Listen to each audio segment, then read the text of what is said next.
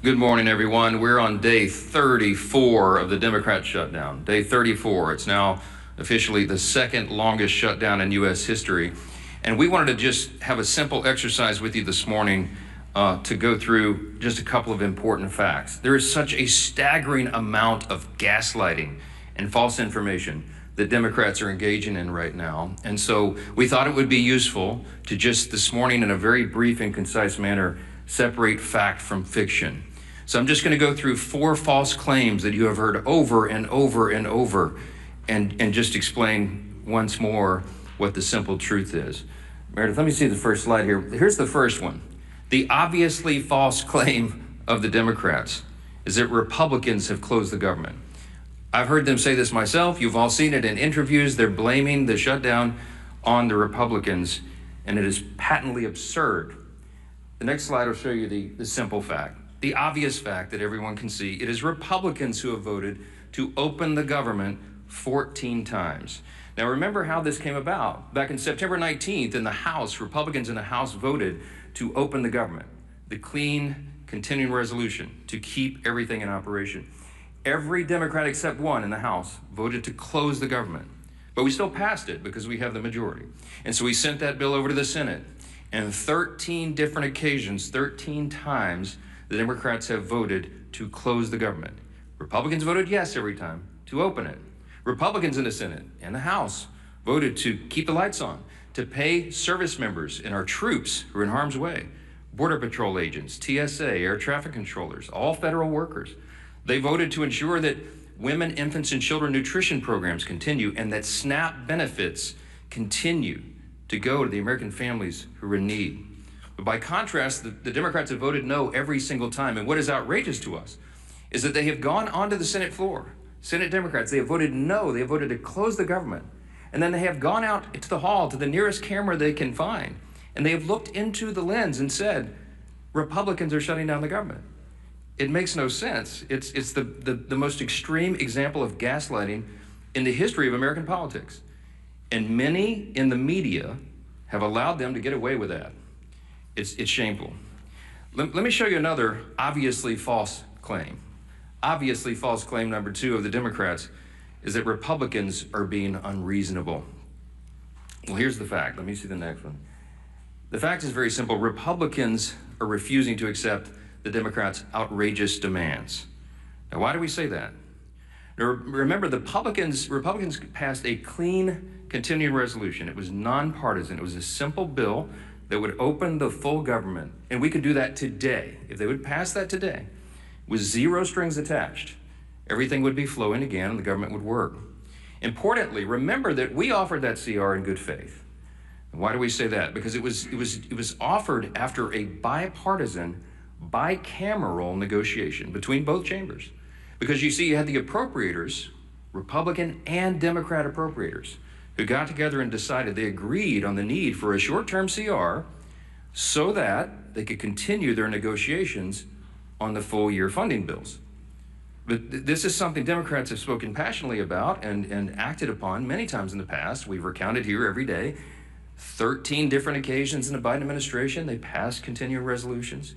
They did it most recently in March of this year when Chuck Schumer, 10 Senate Democrats, including the leader, Schumer, voted for the CR and told us how important that was. The CR that's on the table right now and has been sitting there for 45 days is nearly identical to the one that they voted on in March. But shockingly, this is the big thing.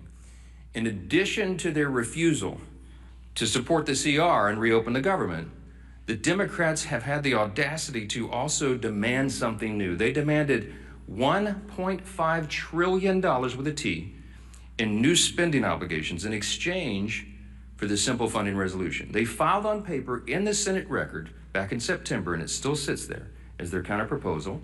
They would spend $1.5 trillion of your taxpayer funds. Included in that is nearly $200 billion of taxpayer funds that they want to use to restore free health benefits to illegal aliens.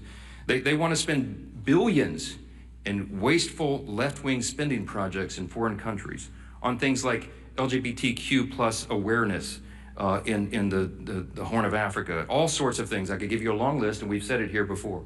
They want to spend $500 million to prop up left-leaning news organizations. And shockingly, in that same proposal, as their ransom for reopening the government, they want to cut $50 billion from the rural hospital fund that the Republicans just got signed into law on July 4th. That is the bill that they filed that shut down the government. And every American can see that for themselves. So their claim about Republicans being responsible is laughable. Let me go to the third one. False claim number 3, Democrats are fighting for health care. You've heard this over and over and over. Let me say something very simply about this false claim. It is the Democrats who created Obamacare. It is the Democrats who did that without any Republican votes. It's the Democrats who, by extension, have cost the American taxpayers and people who have health insurance have made their costs skyrocket. It is their policies that made that happen. And so instead of reforming it, the Democrats don't reform Obamacare. They want to subsidize it. They want to spend more taxpayer dollars. That, by the way, goes mostly to insurance companies, which makes the cost rise further. That's the Democrats' plan. When they passed Obamacare in 2010, they called it the Affordable Care Act. We know the truth is exactly the opposite.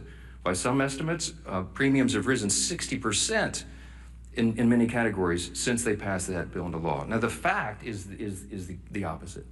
Republicans are the ones fighting to save health care. Why? It's not just talking points to us. We do this. We have ideas, and we have already implemented ideas and measures to reduce costs, increase access and quality, and eliminate fraud, waste, and abuse. Now, why do we say it's not just a talking point? Why do we say the Republican Party is the only one advancing common sense reform solutions? Because we've proven it. We did that in the big, beautiful bill, the Working Families Tax Cut.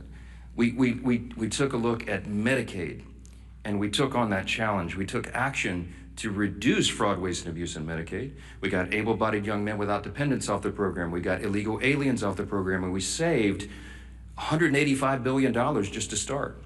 We got millions of ineligible enrollees off the program, and it preserved it. It strengthened Medicaid for the people who rely upon it, which is the elderly, disabled, and young pregnant women, as we always use as an example. No, it's not about health care. That is a false claim, and everybody knows it.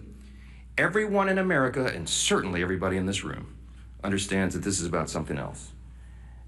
What this is about fear. The Schumer shutdown was never about health care. That's a distraction. It's a red herring, as we say in debate club. Okay, this is about fear. And what is the fear? The resolution on the COVID-era Obamacare subsidy issue was always going to be slated for debate in October, November, and December. Everybody knows that, and every Democrat knows that. It's an issue that's too complex to be solved on a short-term funding measure like a CR. They know that very well. This is about fear. Everybody in the country is watching the elections that will happen tomorrow. You got big elections in New Jersey and Virginia, the governor's races and attorney general's races, et cetera. But all the attention is focused primarily on New York City. Why?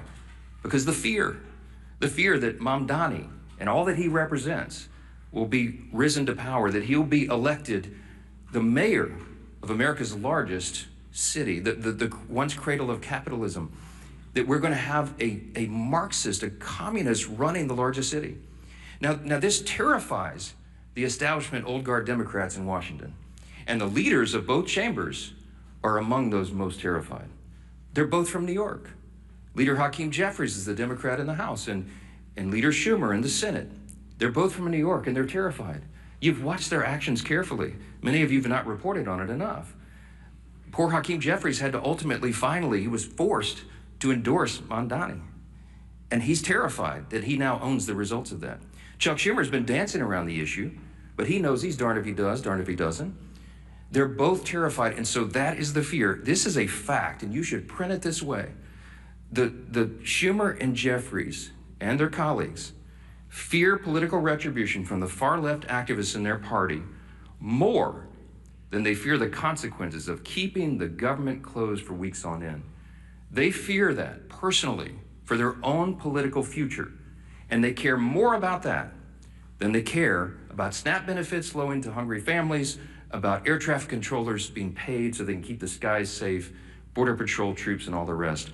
It pales in comparison, and this is a simple summary that is a simple fact. It is extremism on the left that is the direct cause of American suffering right now. Finally, one more fact. The obviously false claim number 4 this morning is that Republicans are responsible for all this pain. It's just a nonsensical statement. It's a nonsensical statement because the fact is very clear. This is about math. Republicans need at least 7 Democrats to join us. We only have 53 Republicans in the Senate. It takes 60 votes to reopen the government in the Senate. The House did its job September 19th. We're waiting on the Senate to get this done. Leader John Thune and the Republicans have bent over backwards. They've done everything they can. You saw his frustration and his anger boil up on the floor at the end of last week. A normally calm, pretty steady leader, very steady leader. We're all angry about this because we're sick of what they're doing. They're using the American people as pawns, as leverage, and that is the word that so many of them have used. We could name senator after senator, House member after House member, from the leadership ranks all the way down to rank and file on the Democrat side. They have admitted openly they're using the American people as leverage in this political game. They're motivated out of fear. They want to show a fight to the radical left so they don't lose their political seats, and they're willing to make the American people suffer for it. That is the fact. This is about math. Republicans have to have at least 7 Democrats. We need 5 more. 5 more moderate, centrist, common sense people who care more about the constituents they serve and the country that they supposedly serve than their own political futures and the retribution they'll receive from the Marxist, Mandami, communist left in the party if they do the right thing here. I wish these weren't the facts. I take no pleasure in telling you this. It is disgusting to us. But there's no other way to candy coat this, to make it any prettier than it is. So we're now entering the 5th week of this Democrat shutdown, and it's for one reason. Democrats made a deliberate choice to keep the government closed. The shutdown will only end when those same Democrats make a deliberate choice to open it. The entire country is calling and waiting on just 5 more Senate Democrats to come to their senses and do the right thing. We are pleading with them to do so. This is not a game. The solution is sitting right in front of them. Pass the clean CR, end this madness, and open the government. You'll hear next from our majority leader in the House, Representative Steve Scalise. Thank you, Mr. Speaker. As the Democrats continue to impose suffering on the American people, and by the way, that's their term, they've continued to talk about real suffering that they know they're causing. Again, they say to get leverage over what they still can't articulate. But as Democrats continue to impose this suffering, their attempts to mislead the American people are working overtime. The Speaker laid out a number of those statements that Democrats have made over and over again to try to mislead the American people. And it doesn't just end there. Over the weekend, Chuck Schumer tweeted out, quote, "Republicans have done everything in their power to raise your health care costs and kill SNAP for millions of hungry Americans." Now, Chuck Schumer knows good and well what he said there is not only misleading, it's patently false. I try to give it Pinocchio awards, but I don't want to associate the character Pinocchio with Chuck Schumer in that statement. Let's start with the first half of what he said there. Raising healthcare costs. Who is the party that's done that? The healthcare law of the land, and not sure if Chuck Schumer's been updated on the law, but Obamacare is the law of the land in healthcare. And we can all go look at the votes going back the last 10 years. It's been partisan votes all the way through for Obamacare.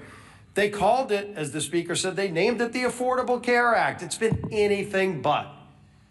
Costs for families are up over 80% in their premiums because of Obamacare.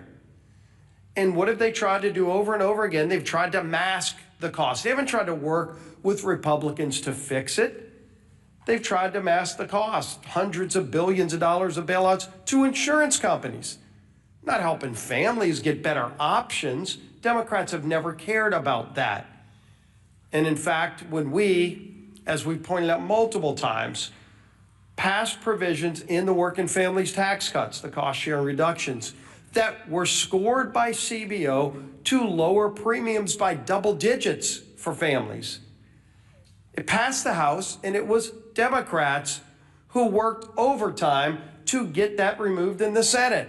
They are still bragging about it today on the Democrat Budget Committee's website, that they removed a provision that would have lowered premiums for families. So who is it that's raising costs for families? Of course, it's been Democrats every step of the way, and the only thing scored by CBO to reduce premiums on families that have passed either house, the Democrats worked overtime to get that removed. The other half of that, he talks about SNAP. And of course, we know there have been votes in the House and Senate to save the SNAP program from cuts, from being zeroed out. It's called the Clean CR. Passed the House with Republican-only votes, primarily, with Democrats uniting to try to kill it, but luckily we have the majority in the House, and you go over to the Senate, and we know they have a 60-vote requirement, and Democrats have over and over and over again voted in lockstep with Chuck Schumer to block SNAP benefits. There is a vote you can go look at every day that they've taken that vote that would have opened the government, fully funded SNAP, or shut it down. And it's Republicans who are voting yes, and it's Democrats who are voting no. And Chuck Schumer's been leading that charge. And then he votes no to kill the SNAP program, to create tremendous uncertainty, to create millions of hungry Americans, to use his own word. Chuck Schumer has voted to put those millions of hungry Americans in that situation. And then he walks out to the microphone, as the speaker said, and then he tries to blame it on somebody else. People are sick and tired of it. We're surely sick and tired of it, but the American people are suffering, to use the Democrats' term, while those same Democrats that impose the suffering are going out and trying to mislead and lie to the American people and blame somebody else for the very votes they cast. It is votes in Congress that have caused a government shutdown. That's why we're here. You either vote yes to open the government or you vote no to keep it shut down. And the votes are public record.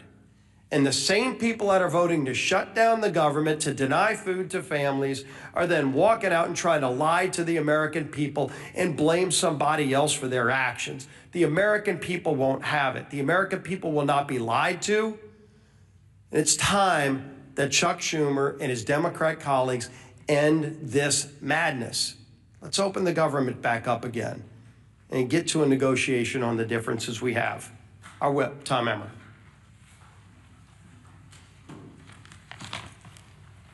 Today marks day 34 of the Democrat shutdown. Here are some headlines from over the weekend highlighting the pain the Democrats are inflicting on the American people each day that they prolong this mess. Quote, government workers, SNAP recipients feel the pain as the government shutdown drags on. Quote, staffing shortages mire air travel as shutdown stretches on. Quote, government shutdown threatens to delay home heating aid for millions of low-income families. And that's just to name a few. Democrats have now voted against opening the government 14 times. That's 14 times that they voted against our military. That's 14 times that they have voted against federal law enforcement officers, air traffic controllers, and TSA agents. 14 times they have voted against low-income Americans who rely on programs like SNAP and WIC. Why? Not because they actually care about lowering the cost of health care like they claim. Just look at the 68-page counterproposal they filed in the Senate. Only 1.5 pages reference health care. The other 66 outline their radical policy priorities, like billions of dollars for foreign climate projects or $500 million to prop up leftist media outlets. The fact of the matter is that the Democratic Party is not fighting for you, the American public. They've shut the government down to pick a fight with President Trump and to score points with Kami Mandami and Omar Fada, the Omar Fada wing of their party. The Democrats have become kamikaze politicians who are so focused on winning some kind of political game that they've justified blowing up everything in their wake, including the livelihoods of their own constituents. Democrat Senator John Fetterman said it best on CNN yesterday, quote, "We are hurting the very people that we fight for, and now we're getting nothing for them if we continue to keep our government shut down." Quote, "This is wrong," he went on to say, and he's exactly right. It's past time for Democrats to end the political games, pass our clean CR, and reopen the government for the people they were elected to serve. Back to the Speaker. Questions? Manu, you get it first every time. This is not fair. Last week, you came here to these mics, and you were very critical of Joe Biden's use of the auto pen, his pardons. You said you didn't even know who he was pardoning. But last night on 60 Minutes, President Trump, admitted to not knowing he pardoned a crypto billionaire who pleaded guilty to money laundering. Does that also concern you? I don't know anything about that. I didn't see the interview. You have to ask the president about that. I'm not sure. Yes, ma'am. Last week on Friday, you said that if there's any way to fund SNAP, that the Trump administration would be happy to do it. Now, two judges have come out saying that it is likely illegal to stop SNAP payments. One is giving the Trump administration until today to make a decision on how to move forward. What have you told President Trump about how you want him to move forward? Well, he and I talked about this quite a bit over the weekend, multiple times. The president is desperate for SNAP benefits to flow to the American citizens who desperately rely upon it. He has bent over backwards, as you know, to get the troops paid, to keep WIC funding going. He's found creative solutions. The SNAP situation, as Secretary Rollins and I explained at the press conference on Friday, has legal impediments to that. It was understood, and we got legal advice, and it made sense to me that the contingency fund and SNAP could not be used unless the underlying funds were flowing. As Secretary Rollins relayed to you, this is pretty commonsensical. The contingency fund is an extra, in layman's terms, it's an extra fund that is there, for example, if you have an unexpected natural occurrence like a hurricane or something, and SNAP benefits are flowing, but you have a subset of the population that needs additional benefits, then the contingency fund would go. The way we always understood it was the contingency fund could not be used legally if the underlying fund was suspended. And that's what's happened in the CR. The Democrats voted to stop SNAP payments. So you have two courts, two liberal courts, Obama judges, as I understand it, who said, no, that's not right, get them paid. Well, it's more complicated than that. Because as you know, it costs over $9 billion to fund SNAP for a month. And we only have, I think it's $5.2 billion in the contingency fund. So you have a big shortfall. So it's not as easy as hitting go send on a computer. You got to go through and recalculate partial payments to the 42 million recipients of the program.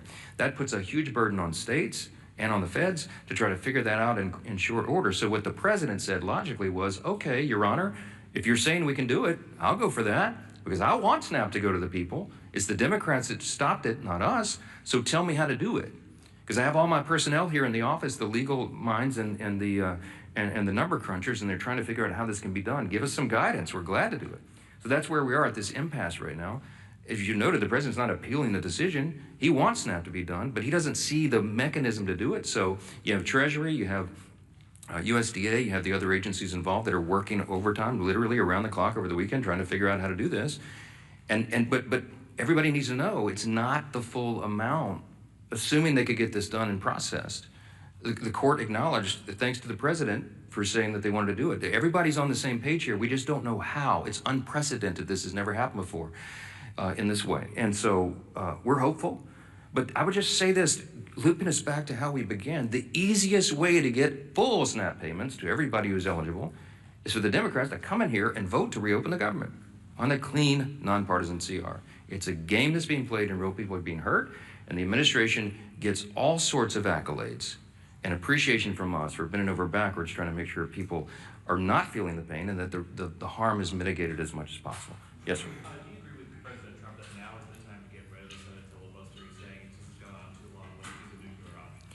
So I talked talked to the president multiple times over the weekend, I mentioned, and of course the filibuster came up.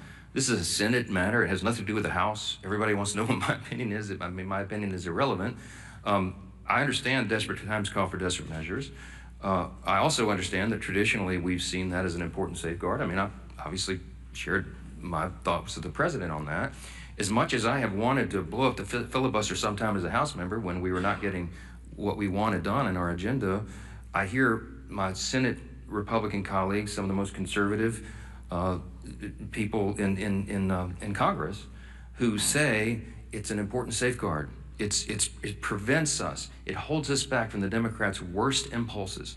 What would the Democrats do if they had no filibuster impediment, no speed bump at all? They've already told us. They would pack the Supreme Court. You'd go from 9 to 13 or 15 or 17 or however many liberals they can pack on the court.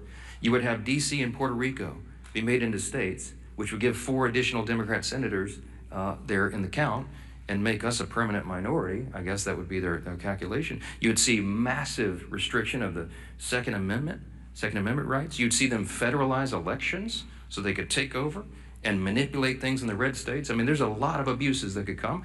And so that's the caveat. That's what they're working through. And I speak frankly and honestly with the president, and he's very passionate about this. We're all very passionate. I think what you see in this debate we're having on our own side is a reflection of the anger that we feel, the real desperation that we feel, because we want the government to be reopened. We want to serve the American people as best we can. And any hindrance to that is something that everybody's looking at very carefully. Again, not a House issue. It's a Senate issue, and we'll see how that's resolved. Chad. Good morning. Hasn't the ship sailed on the CR? November 21st, that's 18 days. Isn't it time to do something with this thing? We're very mindful of the calendar. We're very frustrated by that. It's part of the reason we're so angry about this, because they're eating up the clock, and the Democrats know how much more we have to do here this year. But we cannot do it if the government's not opened and not serving the people. And so this is a very important matter. It's something that we're giving all of our attention to. Our leaders will go and meet on the calendar right now. We watch it every day.